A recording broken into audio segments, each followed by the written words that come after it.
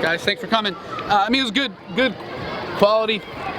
You know, again, Friday night baseball game. Last week, we were able to make the plays when two guys went toe-to-toe on the mound, two really good pitchers.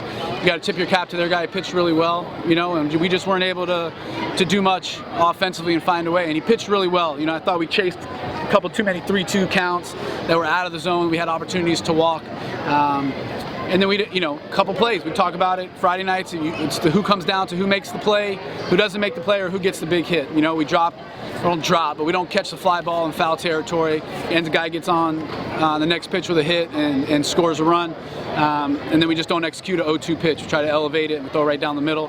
And those two pitches right there, those two plays right there, end up, you know, being the difference in the game tonight. So, you know, the guys competed. I thought we tried to too much, you know, in some counts where we could have took walks, and you know, we struck out looking, I think, 4 times on balls that we got to be able to try to put in play. So it just ends up being the difference tonight.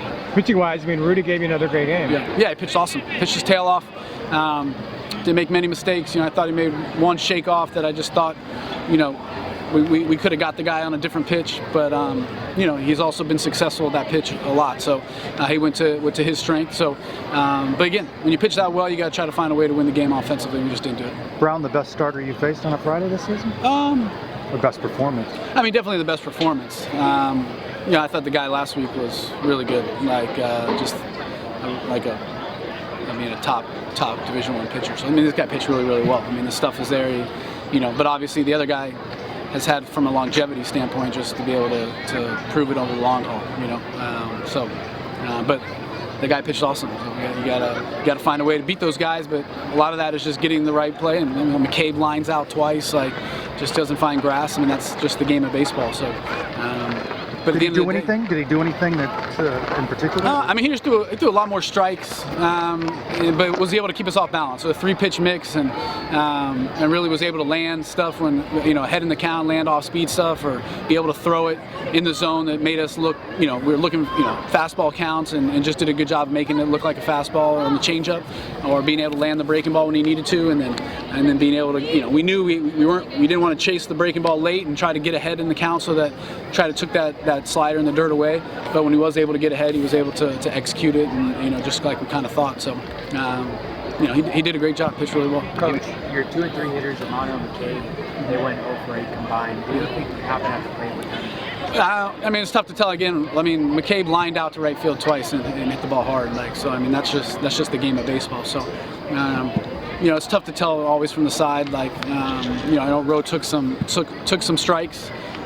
If they're on the corners, and we don't want to do that with less than 2 strikes. We want to look for balls over the middle of the plate. If they're over the middle of the plate, then we got to hammer them. So hard to tell from the side, like exactly where those pitches are to know. Like, did he not swing at pitches he should have, or was he taking, you know, the pitcher's pitch, which you're trying to do until you get to 2 strikes. Coach, you said on Sunday that you needed to look at the video to see if that pitcher was living on the corners. Did you end up seeing that, and did you see that again tonight? Well, it's just tough to tell from the side. So the guy Sunday did a great job of being able to stay out of the middle of the plate.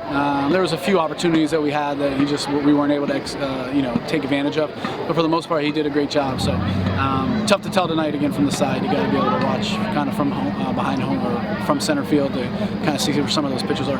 What did you like about Rudy tonight? I mean, he just did the same thing he's always done. Being able to get ahead, execute all 3 pitches, keep him off balance, be able to use the slider, which is his strength, but able to use the fastball off of it, and the changeup. I mean, was just able to keep them off balance, able to execute pitches. You know, I thought he threw a little bit too many balls tonight, and again, I thought they were sitting on some pitches and some certain counts that we just needed to kind of go away from. You know, maybe some things that they saw on video, or things that they were looking at that I thought we could have got out of some innings just with less pitches, which just could have gave him another inning if we needed it. You've won every Friday night game to this point. How does that change the approach, and what do you want to see tomorrow? Nothing. I mean, again, it's show up the next day and play. Just like when you win, we get a chance to go out tomorrow and try to play better than we did last night. Whether we win or lose tonight, we're going to try to play better tomorrow. So, you know, obviously a tough loss, and you know, Rudy's pitched so well, deserved to win the game tonight. So just got to come out tomorrow and be better. How do you evaluate Crane's on it? Yeah, I thought he did great. I mean, again, he pitched awesome. The one pitch,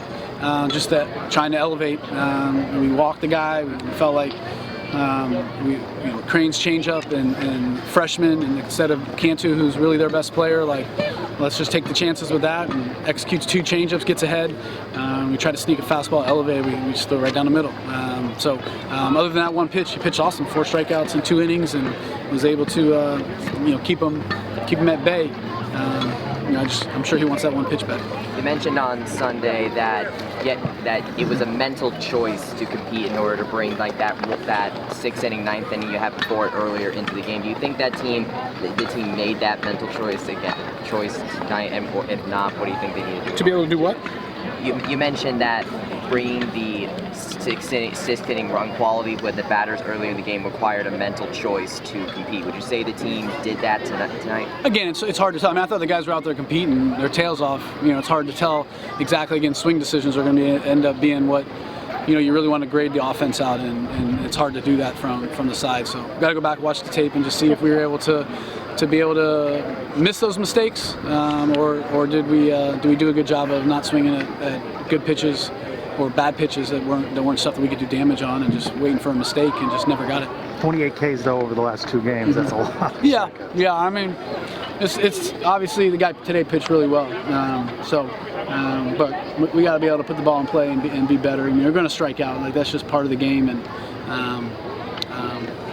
But we definitely got to try to put the ball in play a little bit more. And then your confidence in Jacob tomorrow? Yeah, awesome. I mean, he's done a great job. Pitched his tail off. We just got to go out and continue to be him. Great, thank you. Thanks, guys.